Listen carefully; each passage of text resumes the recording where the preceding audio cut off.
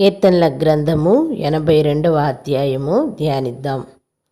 దేవుని సమాజములో దేవుడు నిలిచి ఉన్నాడు. దైవముల మధ్యను ఆయన తీర్పు తీర్చుచున్నాడు. ఎంతకాలము మీరు అన్యాయముగా తీర్పు తీర్చెదరు? ఎంతకాలము భక్తిహీనుల ఎడల పక్షపాతము చూపెదరు?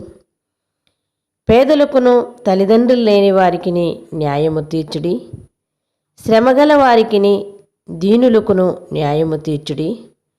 దరిద్రులను నిరుపేదలను విడిపించుడి. భక్తిహీనుల చేతిలో నుండి వారిని తప్పించుడి. జనులకు తెలివి లేదు, వారు గ్రహింపరు. వారు అంధకారములో ఇటు అటు తిరుగులాడుదురు. దేశమునకున్న ఆధారములన్నీయు కదులుచున్నవి. మీరు దైవములనియు మీరందరూ సర్వోన్నతుని కుమారులనియు నేను సెలవిచ్చుచున్నాను. అయినను ఇతర మనుషులు చనిపోవునట్లు మీరును చనిపోవుదురు. అధికారులలో ఒకడు కూలినట్లు మీరును కూలుదురు.